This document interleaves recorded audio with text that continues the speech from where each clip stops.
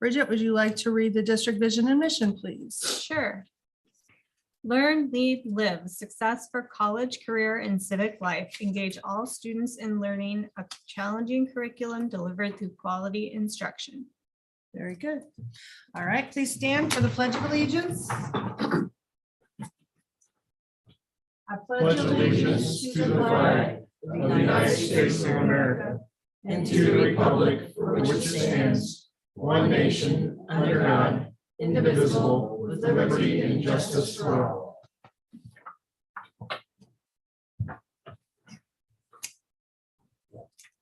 All right, at this time, we'd like to recognize the state champions.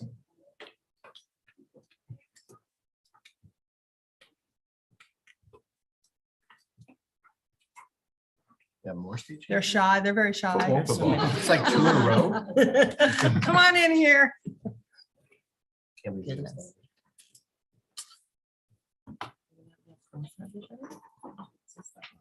Is there a lot of you? You can make rows. Squeeze on in. You can We come got closer all too. the We won't rhythm bite ups you in too hard. here. Yeah.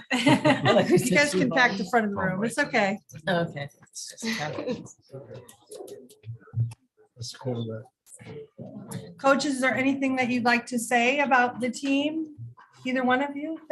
Yeah, no, number one, want to thank you for the opportunity and recognition, well deserved by these young men in the room and others who couldn't make it here this evening, but, you know, from the football program's perspective, we're just so proud of the way, not only that they represent our communities on the competitive field, but the way they represent us every single day and everything that they do. So excited about the excited and proud of the fact that we made so many people proud, and looking forward to continue to be an elite 5A program in the state of Iowa. So thanks for having us. Appreciate the recognition, and go Rams. Yeah, Wow. we're very proud of you. You guys want to say? Yeah, it's really, really hard to win one state championship, but to win 2 is kind of unheard of. But Coach Z and your staff and your players, congratulations. It's just so proud that you guys attend our school and you're, besides what you do on the field, which speaks for itself, you guys are just class act in everything you do. And I think your coaches have high standards, obviously, and you guys meet those standards on a daily basis. And it doesn't just, what you do at the dome or what you do to get to the dome. You do it every day, from weightlifting to workouts to, time you give up from your family. So congratulations. And I wish you the best of luck in the future. Anybody else? Yeah. I just want to say it's been a lot of fun watching you all this past season and, past few years as some of you have developed as players and see, how far you're going and how far you're still going to go. And it's been a great journey, great fun. Congratulations. Yeah, congratulations. Anybody have any Coach Z stories they want to share?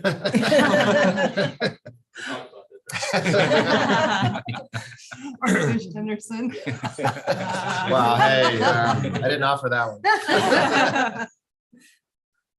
Yeah, congratulations, guys. You have two good coaches here with you tonight. The rest of them are good as well, but I know these two a little more than the others. So it kind of starts there. So good program.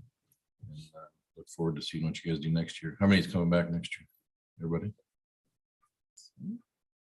All right, best of luck. Thank you.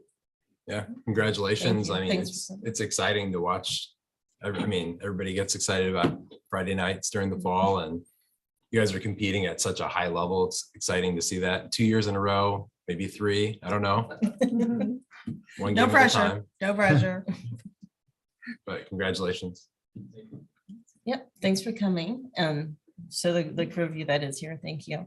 You guys did a great job, and it's really neat seeing you in the beginning of the summer when you were just sweating it out and doing your 2-a-days to being state champions and being here today. So thank you for that. All right, hopefully you'll have a stadium this fall. Yeah. Hopefully. And Lily's a state champion as well, Third time. 3 times. Oh, very good. There's the challenge. Want a picture? Okay, you guys face out that way, come in and we'll get behind Better you. throw it down, Lily.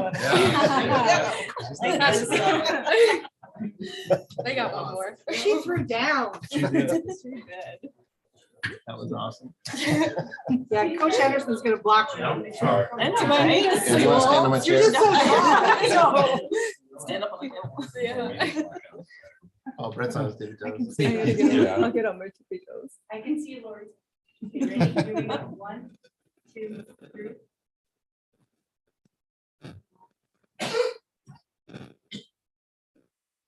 Let's just do one more. Here we go. 1, 2, 3. Thanks, everybody. Thank you. I want to make you a collage sometime. I want to make you a collage sometime. If you saw some of the ones I did. But I talked to your mom. The pictures and it's a big, I'll talk to you. Thanks. Okay, any other public comments? He's a quarterback. Set up. Kind of movement. All right, moving on to the consent agenda. I need a motion. Motion to approve. Second. All right, any discussion? All right, I would like to say something to those that are retiring. And I'm assuming that we're going to accept your retirements today, but thank you so much for the many years of service to Southeast Polk.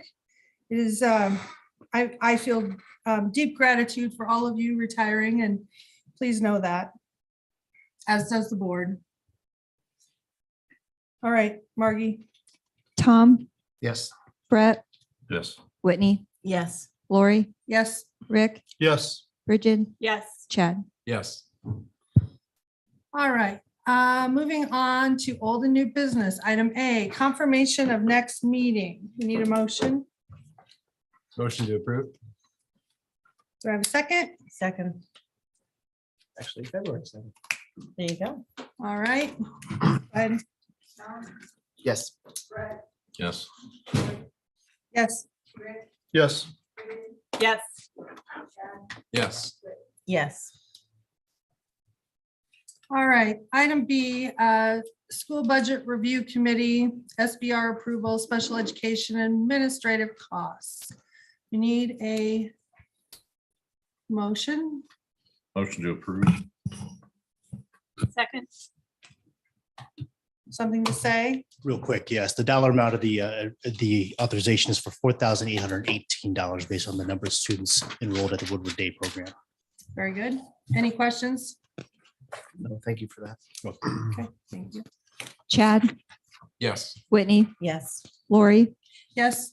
Rick, Yes. Tom, Yes. Brett, Yes. Bridget. Yes. All right, item C, we need to set the public hearing plans and specs for the roof projects. I need a motion. Motion to approve the roof projects. Public hearing. Oh, yeah. To set the public To set hearing. public hearing. Is there a second? Second, Thanks. Set the public hearing? All right, go ahead. Tom, Yes. Chad, Yes. Whitney, Yes. Lori, Yes. Bridget, Yes. Rick, yes. Brett. Yes. All right. Item D, we need budget guarantee resolution for fiscal year 2023 to 2024. Can I have a motion, please, to approve the resolution? I'll move that we approve the resolution to approve the budget guarantee for fiscal year 2023 to 2024. Do I have a second? Second. Any discussion? I have a question. So the financial impact says that it's going to be funded by an additional tax levy. I apologize. What was the question?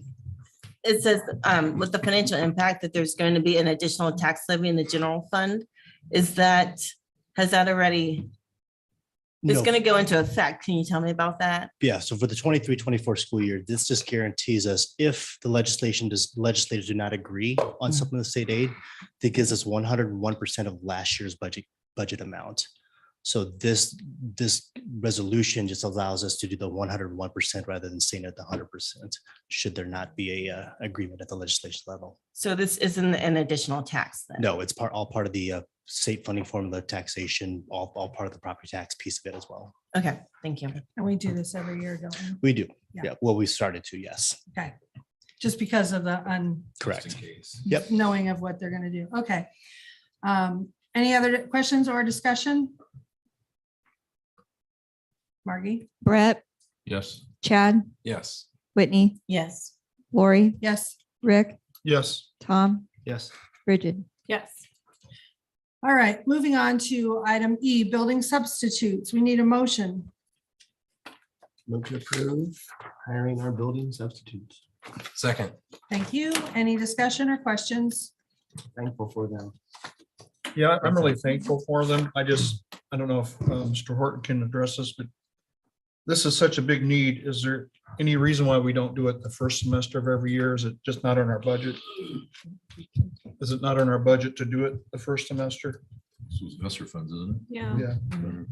Yeah, I think the approach was to try to figure out if we could do it without, Okay, and we learned we couldn't. okay. It's just such a good thing. Yeah, Thank you. that's the only question I had.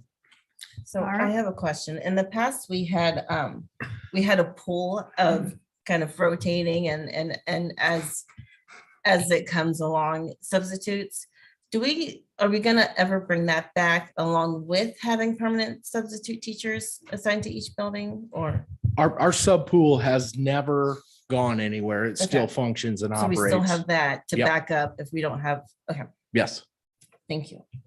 And if we moved forward with all day, everyday subs with that we could move around or have one per building, maybe on a more permanent basis. I don't think that sub pool would go anywhere just because a lot of subs don't want to work every day. Right. And that's okay. I get it. You know, if I'm someday when I retire, or whatever, I certainly don't want to work every day. Heck, I'm not sure I want to work every day now. So I get it. Got it. Do we have all 11 hired? No, No? no, Okay. I'm just waiting on approval. Oh, so it's just waiting on approval. I know Yes. I got asked by somebody. I sent some your way, so. Okay, cool, Anyway. good. All Yeah, right. if you With the know people, long-term yeah, substitutes- let me know who those people are. That'd be great. Yes. Are the long-term substitutes under a contract? Do we pay benefits and all that as well? Or is it a straight 224 a day? It's 224 with this group of people. Is that who you're talking about? It's 224 a day, one paid personal day of leave, and the ability to buy into our insurance if they so choose. Okay, So are there benefits? Kinda. Yes-ish. got it. Thank you. Sure. Any other questions? Okay. Margie? Yes. Yes. Yes. Yes. Yes. Yes. Yes. All right, moving on to topics for discussion. Superintendent's report. Good evening, board. Start with some pieces of good news here. Our last board visit was to Delaware Elementary. We had a chance to see instructional strategies at many levels, from kindergarten coding to third grade STEM activities, about bees, some small group and one-on-one literacy work. And we also heard about building goal work in progress. The high school is up next, which is next Tuesday, the 24th at 10 o'clock. And if you just get to the commons and we'll have people there to get everybody where they need to be. Our very own Rick Powell has been named the 2023 Citizen of the Year in Pleasant Hill. He'll be honored at the Pleasant Hill Annual Dinner on February 24th at Copper Creek. So congratulations and well deserved to Rick.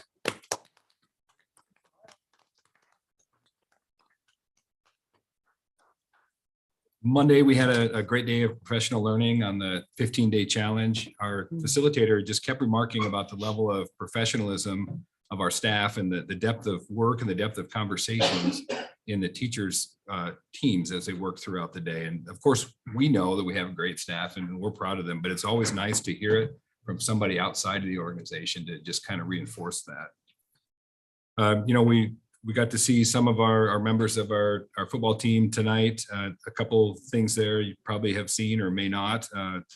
Abu Sama was named the Iowa Gatorade Football Player of the Year, the first ever from Southeast Polk. And I think an underlining thing there is it's not just an athletic award, it also takes into account academics and character. So I think that's a big award. Caden Proctor was named the Anthony Munoz Lineman of the Year, an award presented to the top high school lineman in the country in the class of 2023. So congrats to both of those students. We're off and running in the second semester now.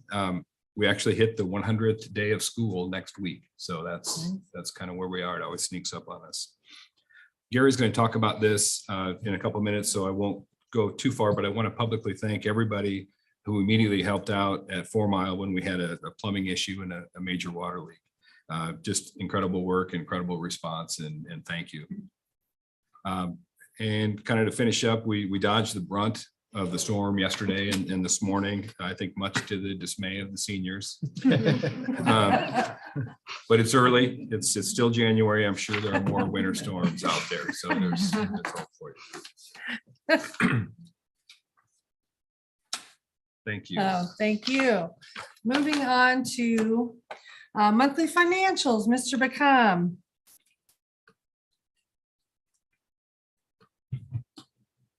Good evening, board. You have the monthly financials.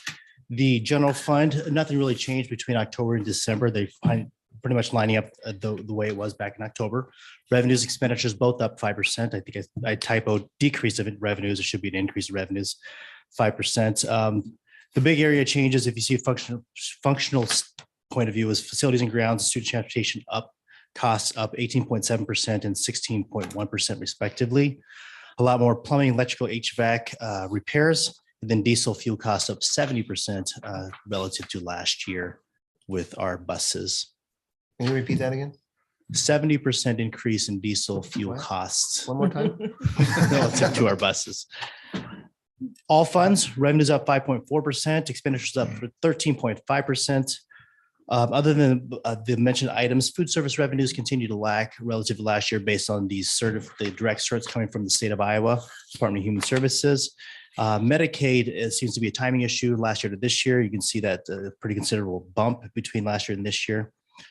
Student transportation actually shows it being down with all funds. That's because of the timing of the bus purchases when we receive them. I think we'll be getting our last of our buses here, it sounds like in the next week that we've been waiting for. Other than that, everything seems to be online when it comes to budget to actuals relative to what we have from last year. Any questions regarding monthly financials? We continue to work on audit things. I've had to push the audit report back a couple of months to make sure we're lining up with the certified reports that we've gone, awards that we've gone 19 to 20 years continuous with. We have until March 31st, but those should be done by February. And then for us, to coin a phrase that is a popular series, budget is coming. Budget docs will be coming here relatively soon here the next month with you all. I have a number of questions, but if anyone wants to go before I go. Really quick. So the buses that are in, those aren't the one we just approved. No, Okay, so we still got they're the- running okay. several months behind. This was last year's. Okay, that's what I was Correct. thinking. So, Yeah. I thought, man, that's quick. Any other questions? Yeah. Okay, I'm gonna take off here. Why are textbook fees down 17% through December? Page 2.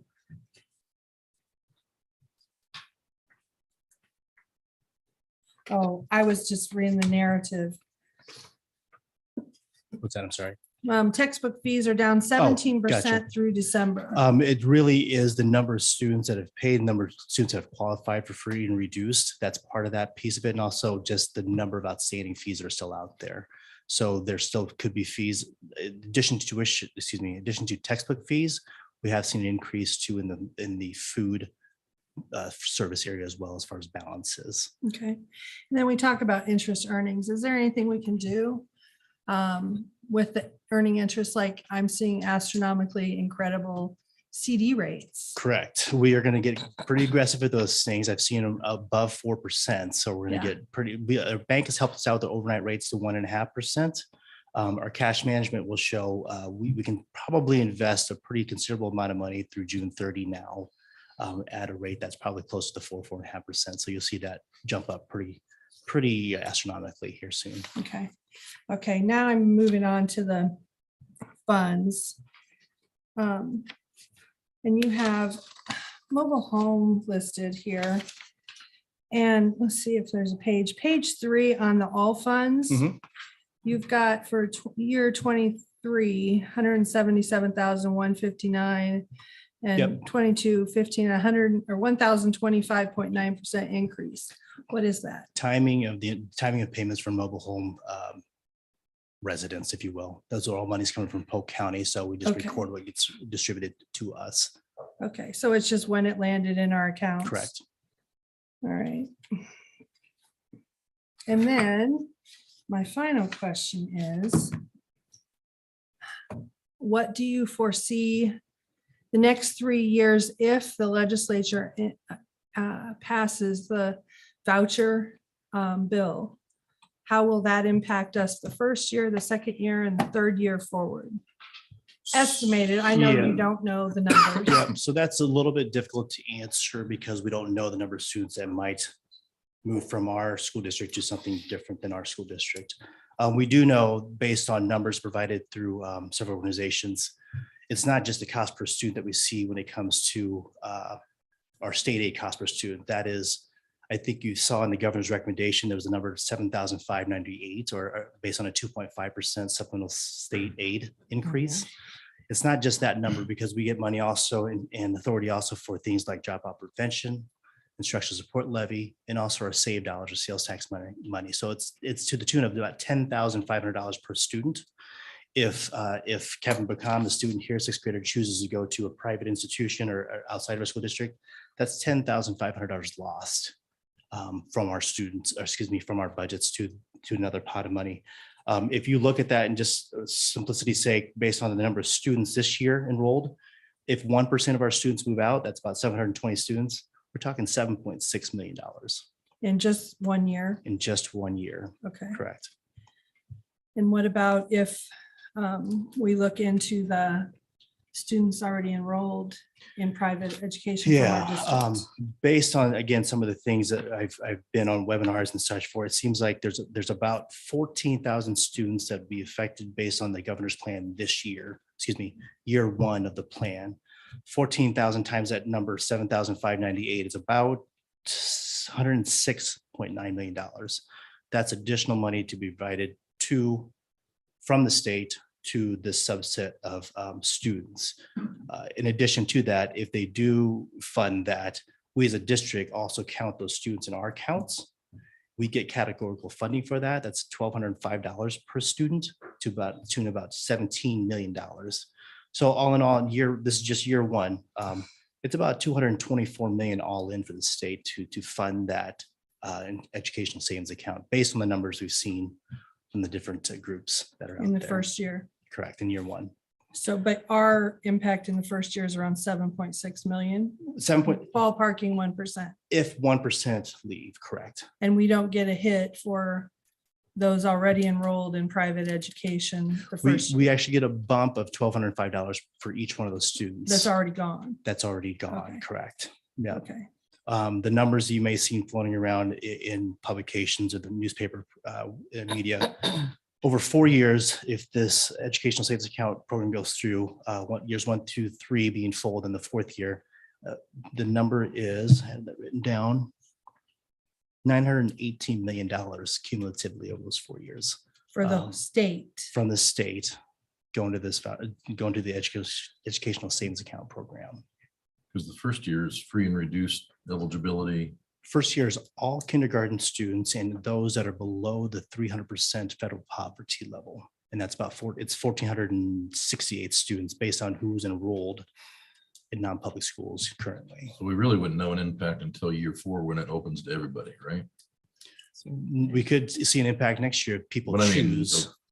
true. I mean, yeah, you'll see an impact the first 3 years because I mean, that free and reduced categories still hurt us, but once it's open to any student, you I might believe it see is year one open to any student. The free reduce only is for students that are already in non-publics.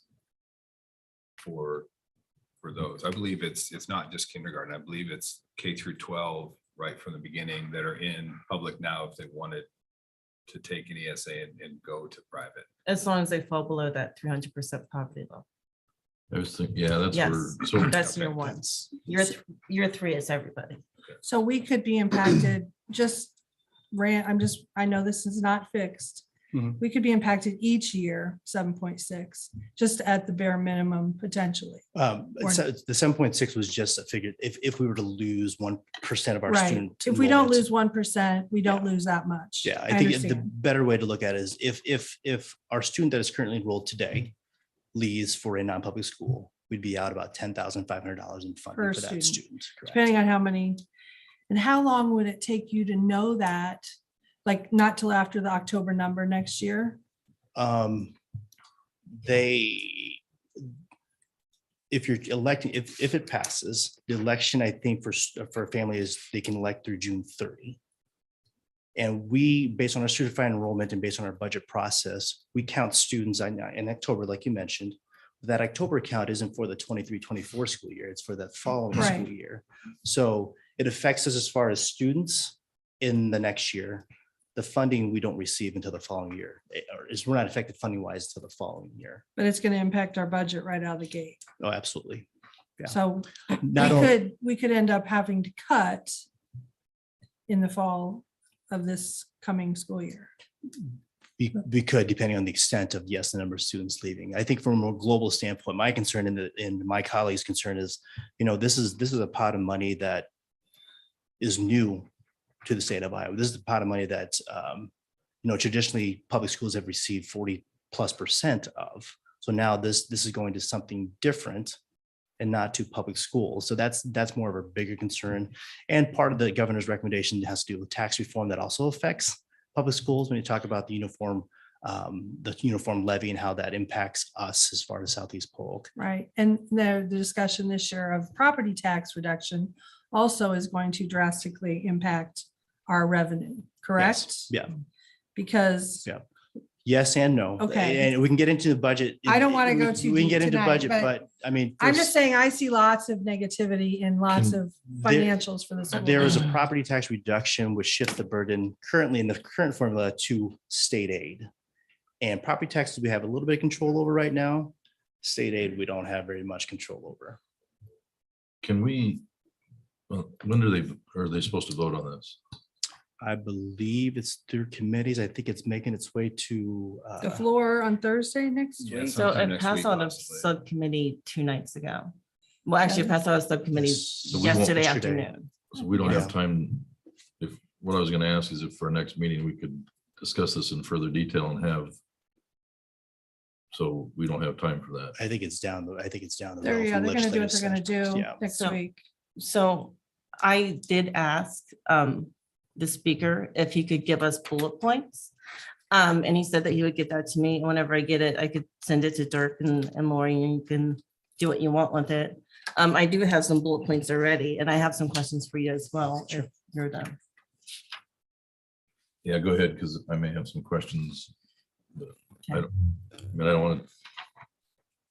This is obviously not the time to talk about it because we're talking about budget, but.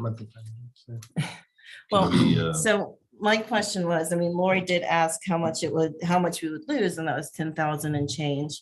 How much does it cost to educate student, like if you're a student, how much would it cost to educate you versus how much we're losing? I don't have that number right offhand. I think we could probably just take our regular expenditures through 22 and based on the number of students we have enrolled and give you that number. I can certainly provide that. Okay, so I think that's important to remember. And we do get $1,200 for each student, even if they aren't with us, right? If they're in our school district living here. 1,200, yes. Yes, Yes. okay, good deal. And in 2009, did you say that we were supposed to get it was supposed to be how much money in 2009 that we would lose? You mentioned in 4 years, we're gonna be out how much money? In 4 years from the 4 23, years from 24 school 2024. year. Yep. So in 4 years cumulatively, based on the governor's plan, based on the studies done by the groups, it's $918 million. Okay. From That's state aid, statewide. correct. All right. All right. Whenever I get the bullet points, I can send it out to you because the numbers that we got today were different. We're at $33.9 billion is being spent on public education for fiscal year 2029. And 341 million would be lost by all public schools in Iowa. So there's a difference there. We're not gonna, Yeah, we're we'll just still talking have about some our- income coming in. So, and if we have 1% of students leave, how does that affect our total number of students? And how does that affect the student teacher ratio and how many teachers we need to educate those students? Sure. And just another reference as if you can imagine, my colleagues we're concerned about this. But as you talk about the first year impact for this of being around 123 million, 124 million-ish. Last year, supplemental state aid at 2.5% that we received, that funding was equal to $88 million provided to public schools. That was new money. That was to new money to public schools for the 22-23 school year. 27 new school districts. Correct, Split $87 million. correct. Yeah. So it's a substantial Loss. pocket of money Yeah. from the state's pockets. Because each student is 70, how much you say, 72, 75.98. 75. That's based on the governor's 2.5% recommendation. So going from 7,500 to 1,200 is a big loss. That Well, he just we didn't- stated, Yeah, we don't get the 75.98 currently for the students that are non-public at this point in time, but we would count them as enrollment. The state would pay them through the educational savings account for that 75.98, and we in return would get $1,200, $1,205 for those categorical funding pieces. Yeah, there's a lot of moving parts. It's a- So we're it's a getting given. $200 for a kid that we don't have. And it's a give and take because right now you don't, you get the money or don't get the money. You get the money if this passes, you get the $1,200, but you have more students possibly There's leaving. an opportunity. So you're not, Yeah. there's not gonna be a gain here. You're always gonna have a loss. It j- And we're already, just- what is it, $600,000 deficit this year is what we had? Or what was our deficit? We had a budget gap to start with. I think it was $500,000 to start with. We took care of, yeah. Would we finish, it was, We actually turned out positive for this 22 school year. because so we that have was because growth, of our, growth. Yeah. our, even though we don't call it a savings account, that was from our, because we had to pull money from. Correct. Rob But if Peter you looked at, Nickel. when we looked at the budget, it was $500,000 New money. correct. in the hole Mhm. that we had to basically bring in from saving, and I would assume because of the financing that we don't get. Yeah, If we're only at what is it, what do they got on the table for money next year? 2.5 is the governor's recommendation. Yeah. But, So, but the categorical is not 7,500, it's 10,580 losses per That's- student of our students. That's, if we lose those students, we're losing 10,580 per student of ours if they choose to leave. That's what we would lose per student, no matter how many that is, it's gonna be a loss to us, $10,580 per year, starting the first year. Correct. If they choose. to. And the other negative is it's gonna come in the middle of our budget. So it's not like we can plan for it and budget it because we won't know till after June. And our budget will already be set. Correct? So I'm saying this because I want people to understand the potential loss to our school district, no matter what it breaks down to with actual numbers, but it's a negative impact regardless. So that's all. I just wanted to point that out. So before you move on, like we passed that budget guarantee thing, so we have that as an option. We do that every year. It's kind of like when we're growing, so we never have to use it. But it sounds like with this, there's a real possibility that our enrollment wouldn't go up, right? If 1% moves somewhere else. So would that put us into budget guarantee at that It point? may, it just depends on the number of students that do, or that enroll with us. Certainly, yeah, certainly may. Okay. I mean, I think it'd be helpful, like Brett said, it's moving so fast that it's probably too late for us to next meeting really have a discussion about it, but it might be nice for us to be able to see like a breakdown of what that impact looks like. Yeah, Like I if think, we're- I think next meeting we can start talking about the 2023-24 budget, and that'd be part of that discussion. Certainly, Projections or something. correct. I mean, because there's a potential we could come out okay on this, right? Because I mean, I'm thinking we're a destination school, right? Mhm. Yep. So don't we all think we're a destination school? I we're mean, as far as pretty that goes, so I mean, competitive, as far as, and then like the fact that we have like the high school shut down. So we'd be able to backfill kids that if they left from like high school wise, I mean, obviously we're not have a waiting list on the other end of it as far as the K-8 or whatever, but I mean, I don't know. I don't think we're in a position where we have to worry a ton, I guess, from losing students. I always thought we would be still growing and gaining that way. So, I mean, I Because we're worry a about competitive smaller school, schools, yeah. right? But I think I'm hoping we're in a luxury position to where, you know what I mean, we're kind of the destination place to be and have kids coming and wanting to come in and Yeah, continued growth and continued enrollment would offset Right. some of these losses, but Right. I mean, potentially the loss is still there based on every student that leaves here that's currently enrolled or would be enrolled here. Kevin, do you know what the percentage, because if we lose 1%, what percent do we have coming in every year?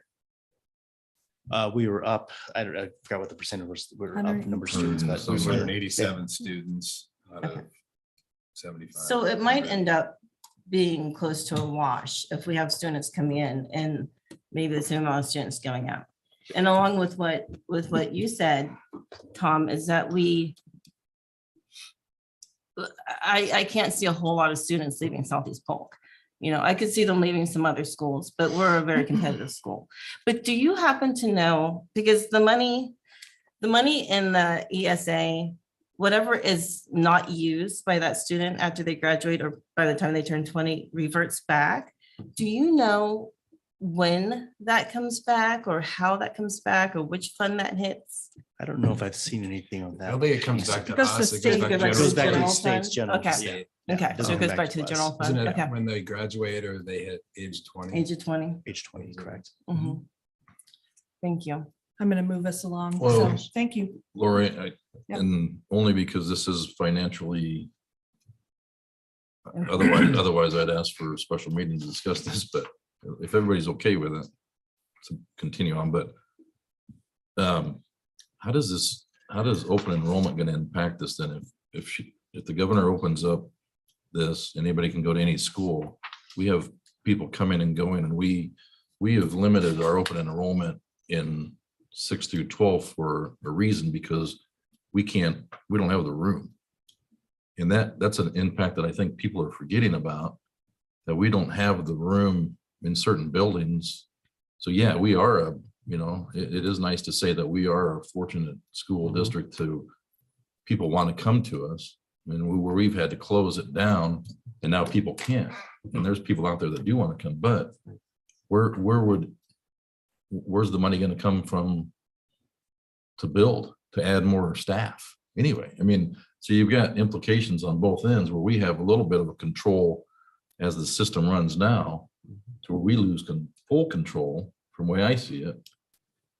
If this passes, you take away the tax dollars leaving your community, part of it, and it still, I think, presents a problem to us. So how would that open enrollment be affected? Because now that the ones that we've denied leaving or denied coming in is the financial impact. Oh, definitely. I mean, that's decisions at this level we'd have to Yeah. talk about, right? That would come to the board to open it back up to let where we had room, if we had room suddenly, like in the secondary campuses, then we could open that back up. But if we don't have room, we still can't open that up. But yes, that's something that we would consider at the board table.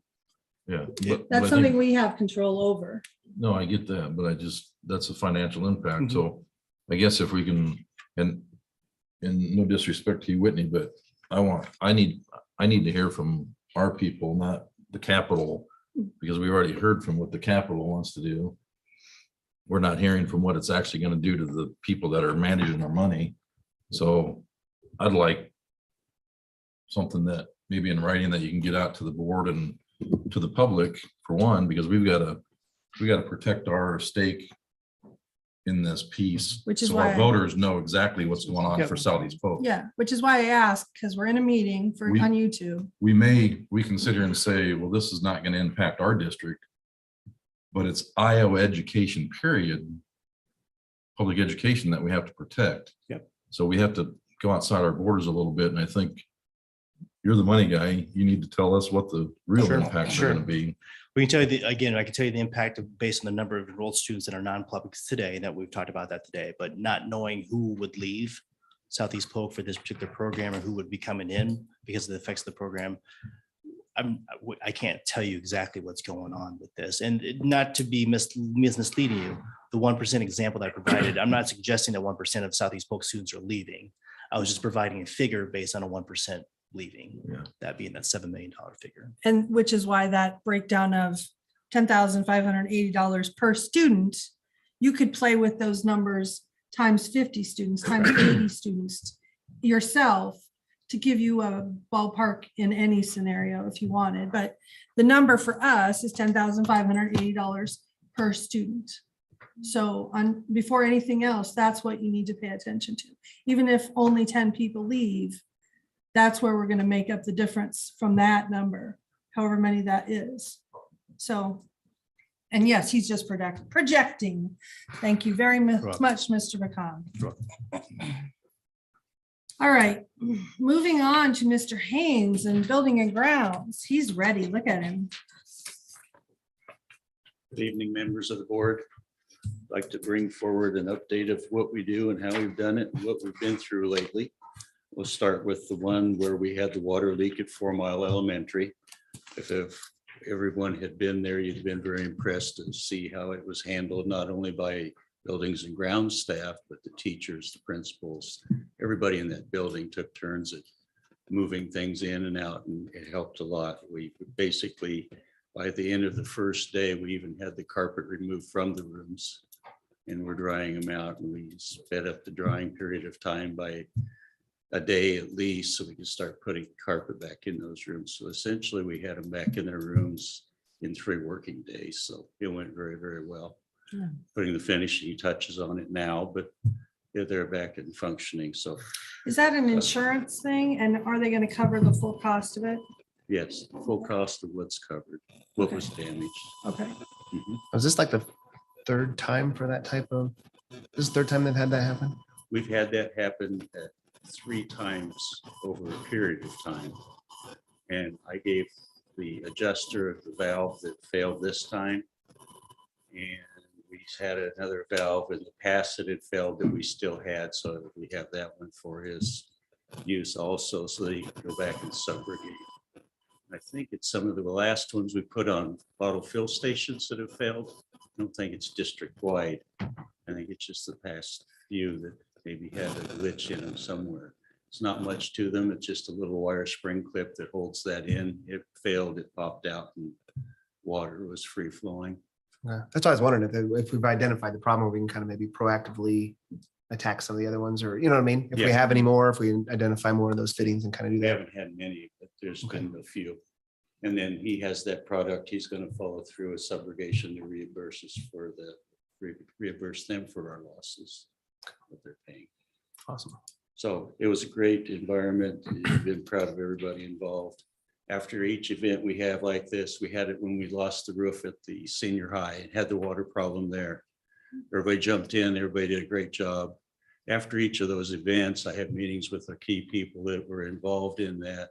And we have a sit down together, what worked, what didn't work, what could we do different? So each time we have an event like that, it's been fine tuned, and now you just stand back and let them go. So it's fun to watch them.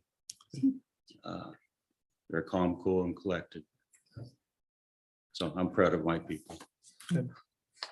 And I'm proud of the people that help us. Everybody jumped in. That's a good feeling to have. So I saw the pictures on 4 Miles. Yeah. Web- And yeah, our somebody Facebook provided page and pizza Red also. Dough. Red very Dough? colorful. Red Dough brought in a Yeah. lot of Yeah. pizzas. 40 Yeah. pizzas.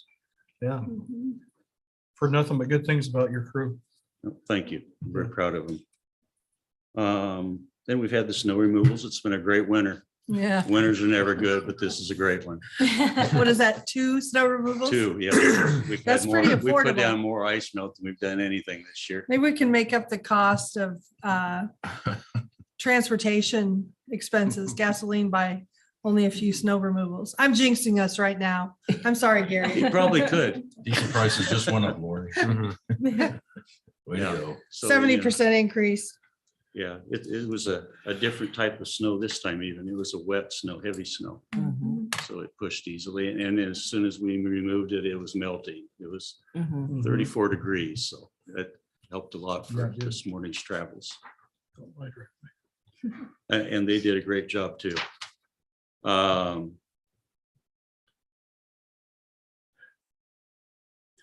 Everything's moving forward with the new buildings and grounds.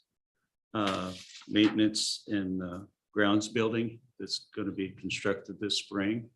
I met over the phone today with the architects on a couple different issues, and it's moving forward and coming together really well. So looking forward to that. Working on summer projects at this time. We'll present a lot of the details at our next board meeting. We do have a list to review with Kevin McComb and Dr. Haletnik. So we've started that process and we're looking at, concrete replacements, equipment, an array of different types of things. We'll be reviewing restroom remodels possibly at Willowbrook and Centennial. So there's a lot of things, but it needs to be put together with facts and reviewed and determine what can and can't be done. So I look forward to bringing that to you at the next board meeting with details. Thank you. Hey, I forgot to ask too the other night, are we heating and cooling that new building? Pardon? Are we gonna put heating and cooling in that new building? Just heating. Just heating? Okay. Yeah, it's a healthy building. It's sweat out in the summertime. And no, really, the buildings aren't that bad. Even our warehouse with the overhead doors open and fans, it's not too bad. Okay. They're insulated, so. Yeah, I forgot to ask last time because they had mentioned how close it was to our geo fields and stuff. And I was like thinking, oh, are we tying into those? Or we? Yeah, no, So- it's across what I call the drainage ditch that goes to the pond. Mhm. It'll be on the east side of that drainage ditch. The geothermals are on the west side. So you'll keep your offices where they are now? Yes, sir. Oh, okay. You're not going to campaign for air conditioning. Well, I would if Board he was member moving his Handy? offices. You but- did for baseball and Gotta keep Gary- softball. Oh, Come on. I was getting there. I just wanted to make sure if he was moving his offices, I'd be like, come on, let's get some. Well, that's why I was asking. asking. So I'm thinking we're close enough to the pond. We could probably use it as the geo source. So. Yeah, that's a good idea. thinking about that. Okay, so we can look forward to a list maybe at the next board meeting of Yes, possible projects. yes. Okay. Very good. Thank you, Gary. Thanks, Any other Gary. questions that I could answer? Is the stadium done yet? Close. Good. I was contacted today. They're ready to put all the restroom fixtures in, toilet paper, paper towels. You're no way. So, yeah, Really? they wanted me to bring them over. So, Are you fibbing? I ever fit. No, they really did. Okay. That's good news. I guess So, it's yeah. enclosed then, right? I think what's done is done very well from what I've Okay. seen. So even if it's a delay, it's worth the delay sometimes. Okay, keep telling me that. Okay. Thank you. And since Thank we're you still all. on buildings and grounds, just, you can sit down, Gary, unless you, Oh, I have one more thing. oh, do you? Okay. The office area in that building will be air conditioned.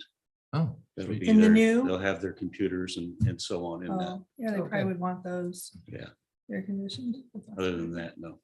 It might be good to look into that though, for real. No. As far as if we could use the pond or use our geo to do air and heat. Just because of, I'm thinking retaining our technicians and our mechanics and stuff. And it has. And it's a heck of a working environment, right? Mhm. Air conditioning. This will have We can air it. radiant heat Not the whole building. down the center of the building in the shop areas, which is very, very cost efficient. gas prices keep going up, fuel prices in general, you can't keep up with it. That's why, yeah, that's why I was thinking like the whole geo thing. with our Yeah. pond. There's always alternate ways. We've always looked at those. Mitchellville, we have the cold beams, chill beams over there.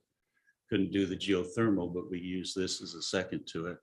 It's just as effective cost wise, costs less to put in than the geothermal wells. So, yeah, there's other ways. Geothermal was really big when it came out. But now, you know, like you reach a point where the time you get your payback, it's almost time to replace them again. So Now, don't tell me that. you just get one. No, I'm 16 years of geothermal. No, Gary. Thank you. Okay, thank you all very much. Thank you, Gary. Thanks, Gary. All right. Do we know, go ahead. when's the next update on the stadium and softball? When will we have an update on that? We meet on Monday to set agendas and we can talk through that. Okay, because I didn't know if we had an update on, We have a construction committee meeting next Wednesday. can you answer, do they get the windows in at the stadium? I'm assuming that's why he asked for toilet paper and Yeah, they're enclosed. I believe they did. Yeah. Yeah. So they're heating that and getting all the plumbing and stuff going? Okay.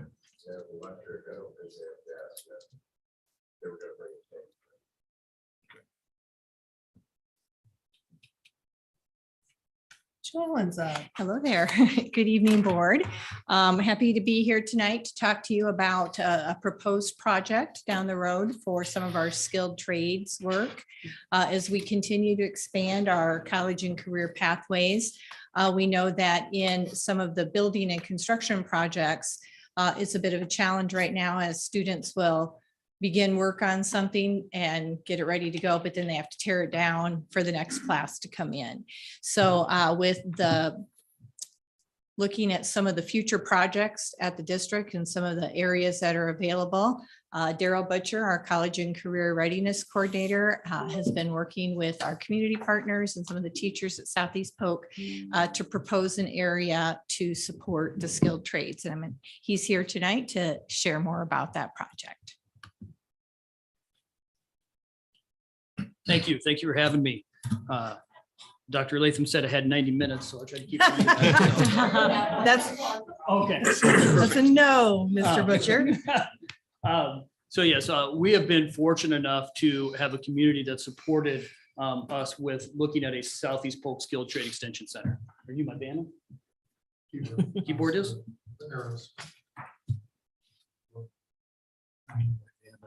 So why do we need a skilled trade center? Well, Dr. Latham kind of touched on that a little bit in terms of the space, time, and wasted resources, the second bullet there. We set doors and windows in classes, that stuff, that module has to be built, tore down, moved out of the way for the next class. We waste material. Sometimes that module doesn't last very long because we're tearing it down every day because we don't have space for it. Back to the first bullet, it's the 6th straight year that the skilled trades are the top of the list of the most in-demand careers. There is a buzz out that upwards of 60% of the skilled trades workers are over 50. And when those guys retire and gals retire, we're going to be in more dire need of the skilled trades. Why else? It's what's going to be best for our students. If we can trade our students on modules that will be set inside this building on framing, electrical, wiring, plumbing, roofing, door and window setting, drywall, flooring, those are the skills and hands-on things that our kids need and stuff you really can't learn in a classroom environment at a desk. We need hands-on activities to show these students that these are the viable career pathways that they can have. So.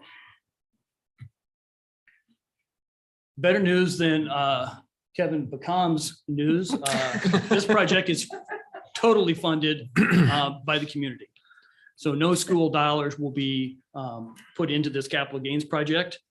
We have been gracious with our community and the support that they've given with this. We started this project, Ryan Anderson and I started talking about this, and we're wanting a roof and some electricity to charge the tools and a concrete. And our community said, no, we need more than that. And the biggest thing why I'm here today is I think we need to thank our partners that have really came up and stepped up with this. We did write a grant through the Master Builders of Iowa. We did receive that grant. Funds become available to us this January. Their mission is to increase students' interest in the skills trade, which this building obviously does, why we were awarded the grant. We kicked that grant off with partnering with MBI members. And, I kind of think of, you think of a mall like Sears and JCPenney are kind of the anchors. The Elder Corporation was our first group that jumped on board with us. They were our anchor sponsor. Once we got Elder on board, we had lots of businesses follow suit with them and want to be part of this. So Steve Moina with Elder Group, great Southeast Polk family. And you'll notice as we go through these, you'll see a number of Southeast Polk families and students involved with this project with us. Shortly after, Ryan Companies, if you know Jordan Stokes, another Southeast Polk family, taking care of all the project management with this project, which I am so thankful for because I'm not a licensed project manager for this. So when it comes down to the time where does that board go and that nail goes, that's what those guys are here for, to help us out. So we have Jordan Stokes and Holly Seeley from Ryan Company is going to help us with that. With that, Ryan Companies are also, and I think one of the best parts of the project is they're helping with the concrete pour. And so when the concrete gets poured, it's not just going to be Ryan Companies. Our construction and trades kids will be out there as well, working with them hand in hand. So our kids not only will get to see this project from the start all the way to the finish with and help with it. So they get some skin in the game with it, which I think is good. I think it's a great experience for our kids. So we have McClure Engineering, and I didn't even know that we needed McClure Engineering when we started because I didn't know we needed site plan, topography, survey, construction, staking, civil engineering, but apparently we do. And thankful Brian Sandberg and McClure has come on board with us and are providing that for this project for us. So we're very grateful for them. Baker Group stepped in, Mike Lip, Rob Cross, another Southeast Polk family. Mike Lip is also with NECA. So I kind of lumped them together, the National Electrical Contractors Association. They're taking care of all the power to the building for us. So that group we're especially grateful for. Local 33, the plumbers and Steve Fitter stepped in. They're taking care of all the HVAC for us. They're taking care of all of the plumbing for us. So we're grateful for that group to step in, and that's Jeremy Lundquist, former Southeast Polk student and family here. So a lot of Southeast Polk themes as we run through these. CTI Ready Mix is a member of NBI, giving us a heck of a deal on some concrete, about 75 yards of it. So FEH Design stepped in. They're our last partner that stepped in. We needed an architect to kind of bring this together for us. It is Corey Smart, Southeast Polk grad, back with FEH Design with us. So those are, I think, the most important part for me was to let you guys know that if we see these people, we're very thankful that we have a project of this size that they're taking care of for us. So we can't be more thankful for them. Well, with any good construction project comes a good pivot, right?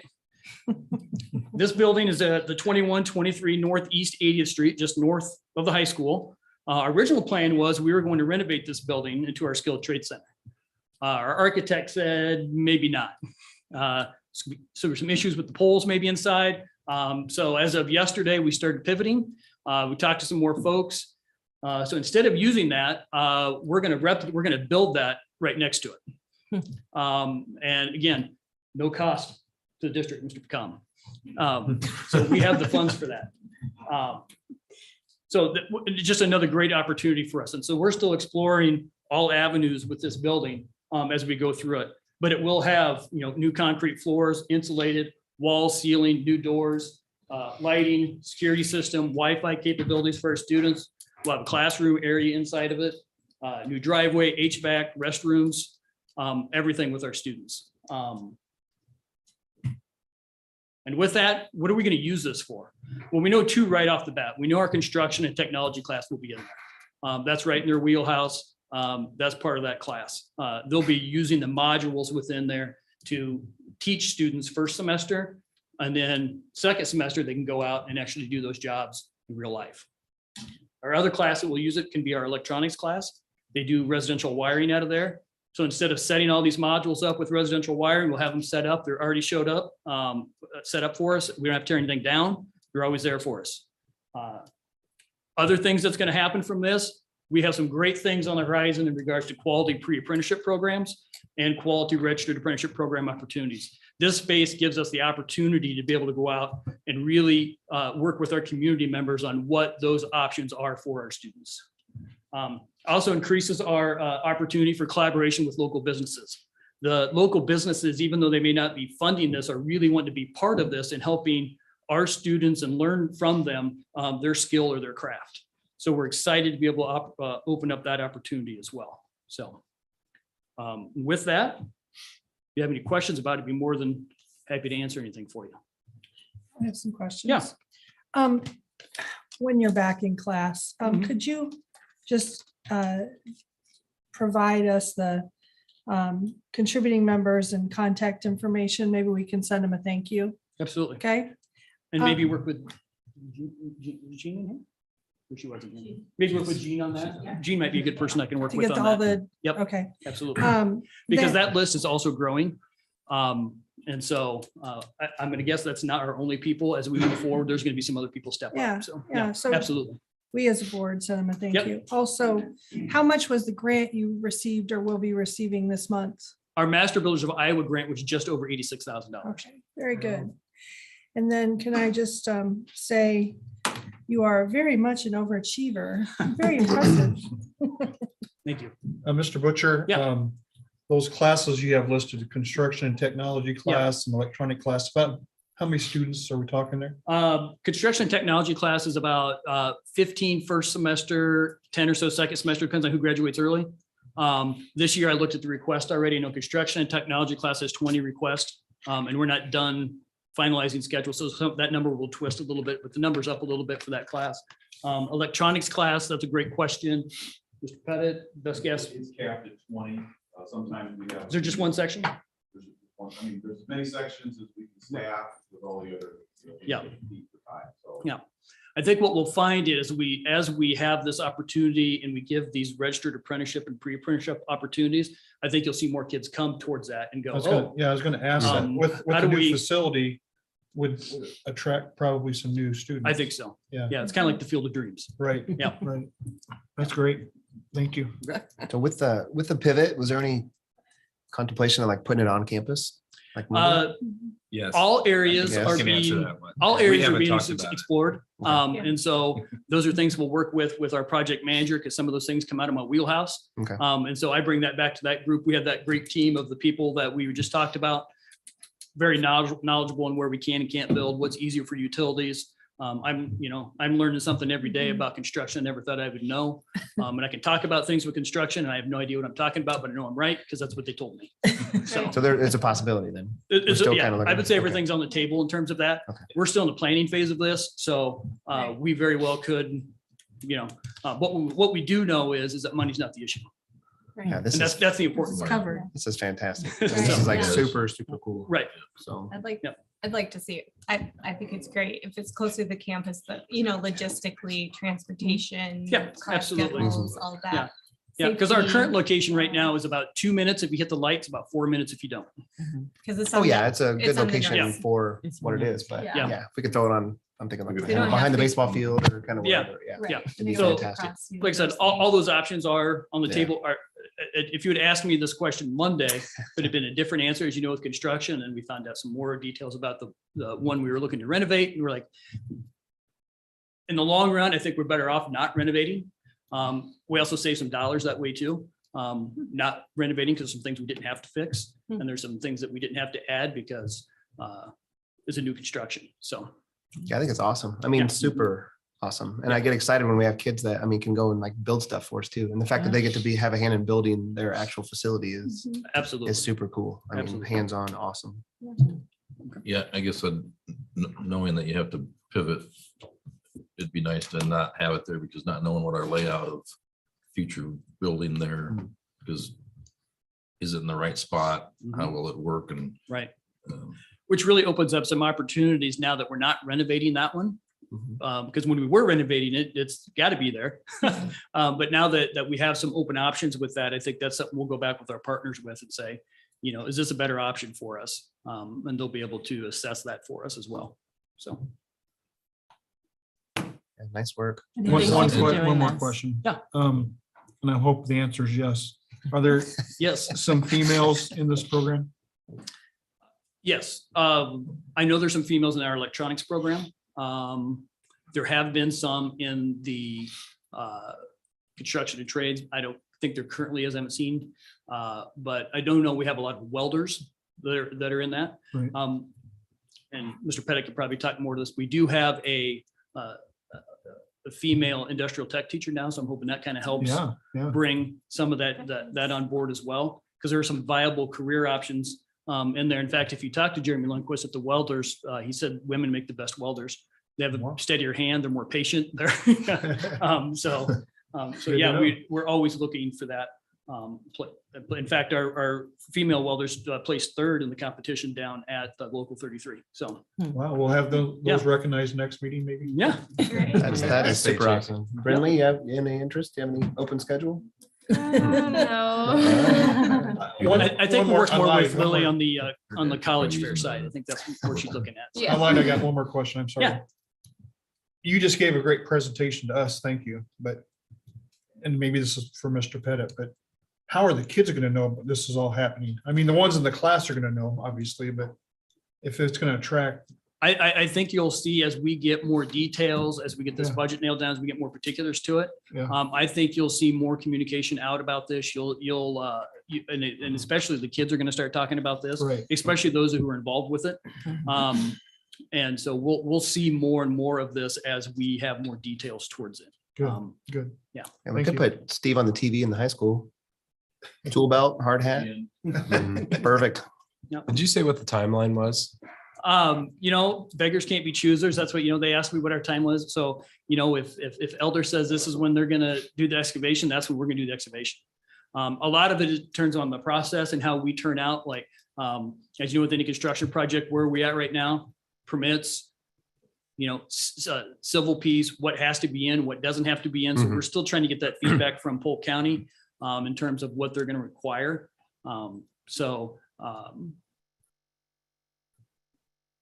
I'd hate to give you a timeline to be wrong, but it's soon.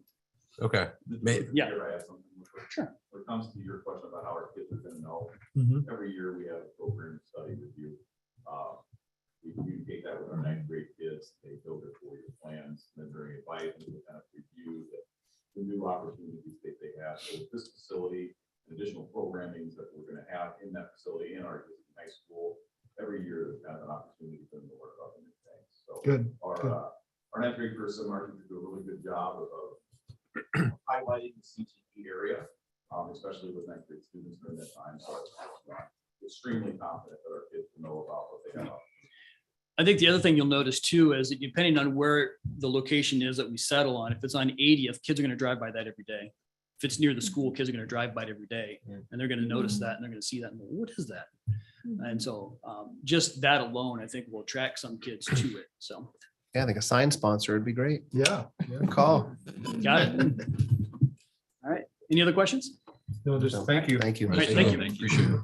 And I just want to close it out by thanking Daryl for all his work. It really has been great for me to watch. It really was a spark and a conversation and a problem to be solved. And it's really been fun to see it come together, and appreciate his leadership in this area.